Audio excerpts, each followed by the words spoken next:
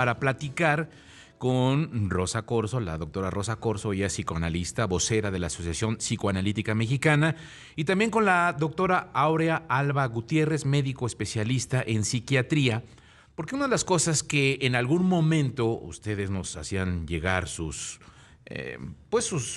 opiniones, sus propuestas.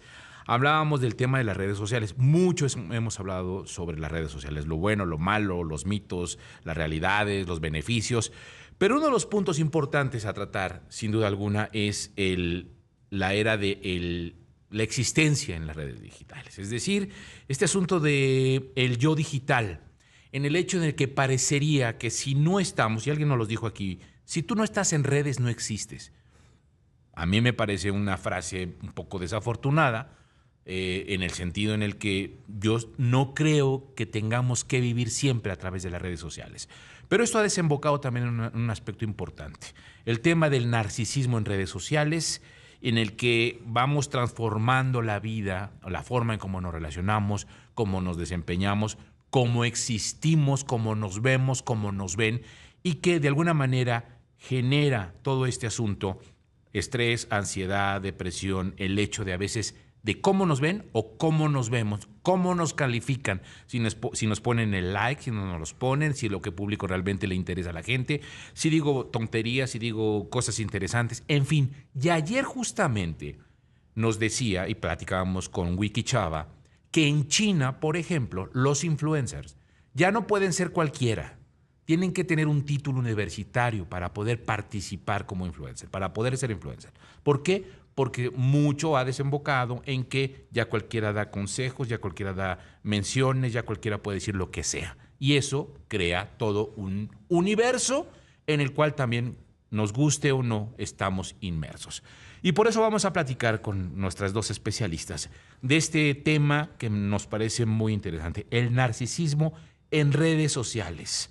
Doctora Rosa Corso, doctora Aurea Alba, gracias por estar con nosotros.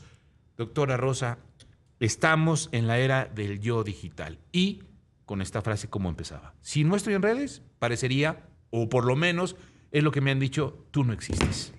Yo quisiera empezar por distinguir una cosa que yo creo que es muy importante.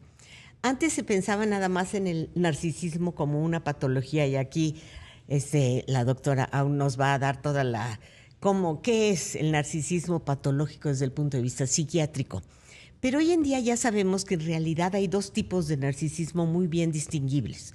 Por un lado está el narcisismo, digamos, clásico, que llamamos el narcisismo merecedor, porque son personas que en realidad son muy inseguras y usan el narcisismo, hablar de los demás, devaluándolos, sentirse como que merecen todo, como una compensación de sus fallas. ¿De su autoestima? De su autoestima, básicamente. Y son personas que normalmente desde chicas tienen estas inseguridades, pero compensan a través de estas actitudes narcisistas.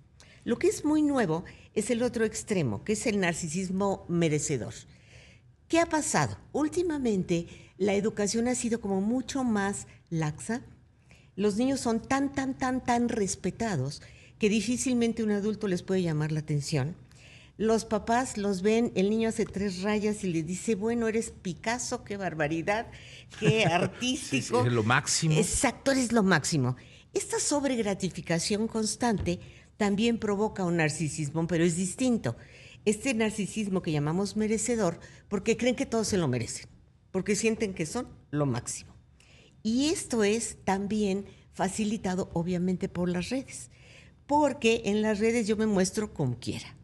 Yo puedo photoshopear o a través de los nuevos programas poner una imagen que yo quiera. Puedo cambiar todas las veces que yo quiera mi mensaje hasta que quede perfecto. No tengo que decir realmente lo que pienso, sino puedo decir lo que yo creo que va a ser muy popular. Y esto hace que también sea un narcisismo porque es ¿cómo te diría yo? Un crecimiento artificial de la persona. No es que sea así, pero siente que todo se lo merece. Y en medio de estos dos, bueno, tratamos de que haya lo que llamamos el narcisismo saludable, porque todos nos tenemos que querer. Claro. Si no nos queremos, no nos cuidamos. Todos nos tenemos que querer. El problema es cuando te vas para un lado o para el otro. Y aunque hay cosas muy comunes, y aún nos va a decir todo lo que es común a todos los narcisistas, hay también muchas diferencias específicas. Haz de cuenta, por un lado, el narcisismo compensador es inseguro internamente. El merecedor siente que todo se lo merece. El compensador tiene una inseguridad interna. El merecedor cree que es perfecto. Entonces, aunque todos los narcisistas de ambos grupos, todo el continuo narcisista tiene cosas muy comunes, también tienen sus diferencias, ¿sí?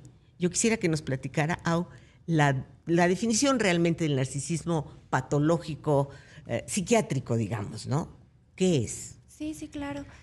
Primero yo creo que hay que construir una narrativa distinta, ¿no? En redes sociales viene una narrativa de un narcisismo que es maligno, que es malo, que tortura, y siempre eres víctima de una relación narcisista, que las madres narcisistas, que los padres narcisistas, y realmente la información que se da en redes sociales pésima. Entonces yo creo que si quien tenga que informar, quien sea influencer, tiene que tener una carrera profesional, porque por favor no se autodiagnostiquen si identifican algunas de estas cuestiones.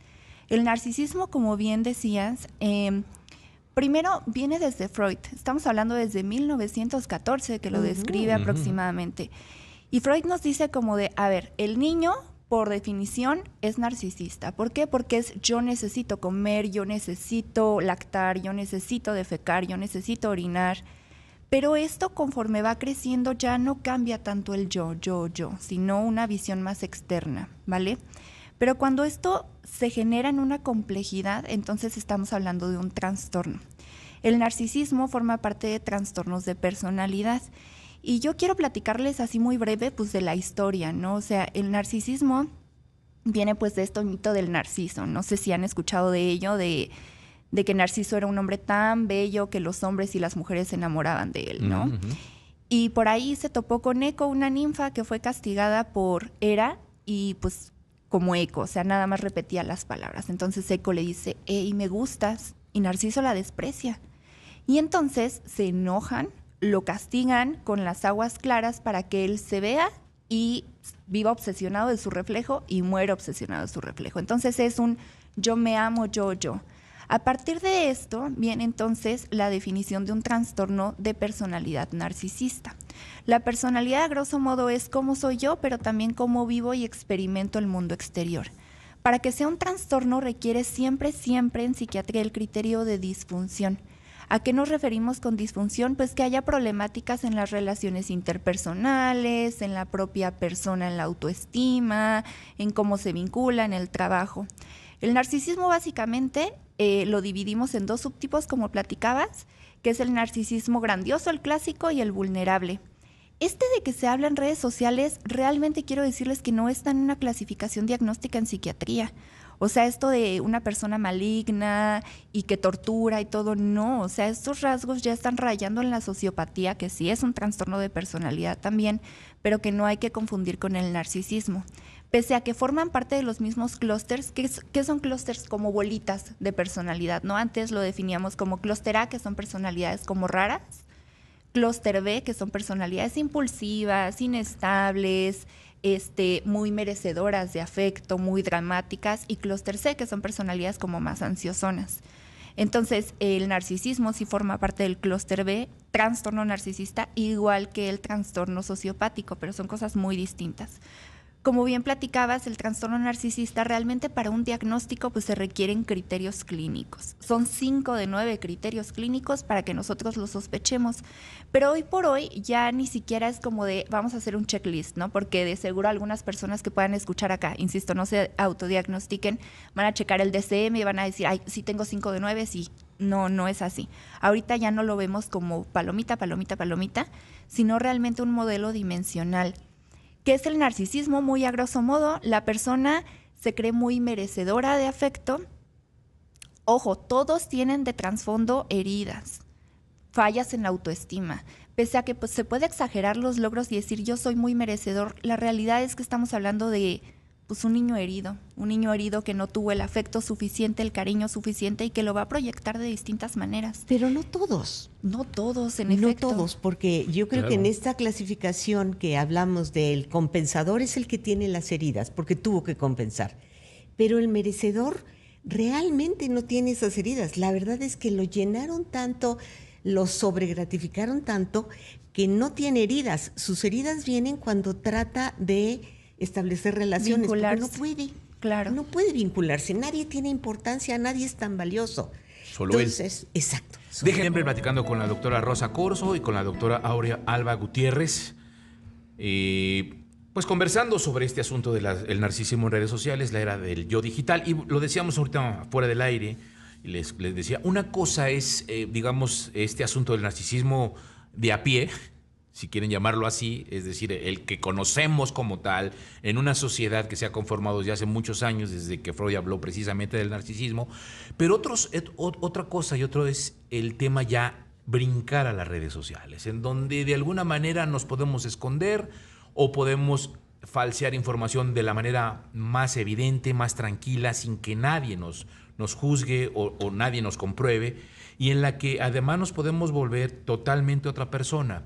No sé si esto a la larga, doctoras, vaya a cambiar, porque de este tema del asunto de lo que está pasando en las redes sociales, que no es que estemos satanizando, pues llevamos muchos años diciendo, bueno, pues es que los niños estén inmersos en ella, hay que tratar de controlarlas, pero no vamos a poder. Creo que no se puede, y la mejor forma es tratar de, pues, reorientar el tema de la educación, de cómo trabajar con ellos o cómo trabajar con las personas, ¿no? En este sentido, ¿no? Claro, para enseñarle a la gente que tiene que verificar las cosas. Esto que hablábamos fuera del aire también, de que la gente le cree más a las redes sociales o a un video de TikTok que lo que puede hablar un profesional. Es terrible, porque de repente te encuentras gente, y tengo pacientes que de repente resulta que desde hace ya 3 meses se están inyectando Ozempic o cualquiera de estas medicinas para adelgazar. Así es. Y por ejemplo, tengo una paciente que acaba de desarrollar cáncer de tiroides, porque una de las, digamos, precauciones que tienes que tener es si no tienes en la familia algún antecedente de cáncer de tiroides, antes de inyectarte esta, creo que es Mounjaro, no me acuerdo. Pero el chiste es, no piden opinión médica, solitos, porque leyeron en TikTok que una chica bajó 20 kilos en 3 meses. Y como esa, N cosas. Y claro, en las redes sociales puedes crear toda una imagen distinta, que puedes no ser tú, pero como los likes te llegan a ti, entonces te sientes muy bien. Yo creo que puede cambiar, te voy a decir cuándo. Yo creo que la tecnología va hacia la comunicación por lo que ahorita conocemos como avatars, pero que eventualmente tú vas a poder mandar tu imagen a otro lado. Uh-huh. En ese momento ya va a ser mucho más complicado photoshopear tu imagen, porque tu imagen va a ir al otro lado tal como eres. ¿Qué va a pasar con todas estas personalidades inventadas que se photoshopearon y se hicieron rubios, altos, guapos? ¿Qué va a pasar? Me llegan a consulta. ¿Sí? Me llegan a consulta. Sí, en efecto, o sea, es que las redes sociales generan un impacto brutal en las personas. A mí lo que me sucede mucho en la consulta psiquiátrica es que, insisto, la narrativa de redes sociales, que cualquiera informa lo que quiera, lo que decida, llegan y es como de, tengo diagnóstico, doctora, de TDA o de autismo o de trastorno tal, ¿no? Y es como de, a ver, espérame, a ver, vamos. ¿Dónde sacas eso? Claro, claro. Yo, por ejemplo, para el diagnóstico de un trastorno narcisista de personalidad, en general de cualquier trastorno de personalidad, les hago una prueba clinimétrica que son como 250 preguntas. Tengo que filtrarlo en computador, varias cosas, y entrego el resultado. Insisto, como que la narrativa es siempre cuando yo doy el diagnóstico de trastorno narcisista, y a veces hablamos del vulnerable, ni siquiera es del grandioso, la persona se asusta de manera inmediata. No, pero es que yo no soy una mala persona, por esta narrativa pues que viene siempre en redes sociales. Yo creo también que puede cambiar, como bien comentas, pero se necesita mucha regulación. Regulación que la realidad es que no tenemos. Platicábamos justo fuera del aire que pues las personas le creen más al influencer que habla de política, a tal persona que habla de psiquiatría, menos a los especialistas, ¿no? Y pues ya ahorita cualquiera puede hablar de cualquier cosa, aunque creo que también poco a poco se va regulando, como lo estamos viendo en otros países. Ahora, la responsabilidad también de todo asunto no se la podemos dar a las redes sociales. Al final de cuentas, las redes sociales es una herramienta, es un instrumento que se tiene ahí. O sea, el asunto del photoshopeo existe desde hace mucho tiempo. Sí. El hecho de decir y presumir las fotografías a los amigos cuando nos sentábamos en la sala de, mira, es que me fui a Europa, ¿no? Y lo hacíamos con amigos. Hoy tenemos la facilidad de aventarlo al mundo y que todo el mundo se dé cuenta y que todo el mundo hacerlo. Y eso creo que de alguna forma sí. Lo que sí creo es que también en la cuestión educacional está cambiando mucho. El tema de confundir tú eres bueno, échale ganas, vamos, eres un buen estudiante, eres un buen alumno, eres un buen, lo que sea, eres un buen hijo, a convertir a alguien en lo que decía usted, doctora. Todos, eres el mejor y nadie tiene derecho a decirte lo contrario. Y entonces convertimos a un niño talentoso, a un niño con capacidad, en un niño tirano. En un tirano. O algo así. Y entonces vamos creciendo con nuevas generaciones en las que efectivamente nadie me puede decir nada. Nadie es capaz de decirme, el día que se me acerca mi hija y me dice, oye, papá, yo soy bonita. Como le dije, no lo sé. Para mí, eres hermosa. Preciosa. Para otros, no lo vas a hacer. Hay de todo. Pero tienes que enfrentar eso. Y también el respeto a las autoridades. Ahora a los maestros les da pánico regañar a los chicos, porque los papás llegan y les reclaman y les gritonean, como si ya no hay esta autoridad. Estoy de acuerdo, antes que les pegaban y la regla, bueno, pero eso es hace mucho. Pero llamar la atención, poner a la gente en su lugar, pareciera ser que con los niños es imposible porque son intocables. No puede ser. No puede ser que no haya una autoridad que tenga derecho a decirle a un menor, así está bien y así no está bien. Pero los papás le tienen miedo a los niños. Sí, y se construye un sentido de identidad muy erróneo. O sea, porque, por ejemplo, en el narcisismo lo que sucede también es de la autoestima, ¿no? El autoestima se construye a grosso modo por validación interna, o sea, lo que nos podemos decir a nosotros mismos, y la validación externa.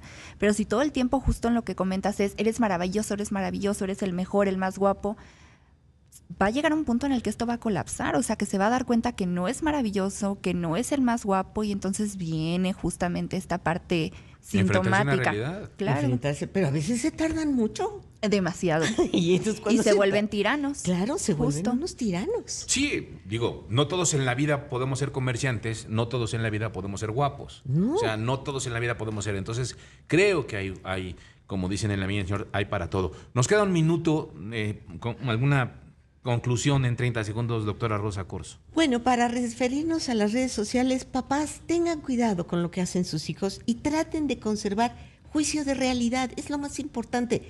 Sus hijos no son perfectos, pero tampoco son lo peor. Pónganlos en su lugar y con la esperanza de que si trabajan bien, van a seguir avanzando y cada vez mejores. Doctora, habla. Las redes sociales solo son una herramienta, no le crean todo, no se autodiagnostiquen, y por favor, si hay cualquier duda o cualquier situación, acudan con el profesional indicado. ¿Sus datos? Estoy en TikTok y en Instagram como Deconstruyendo Mente, al final con doble. ¿Datos?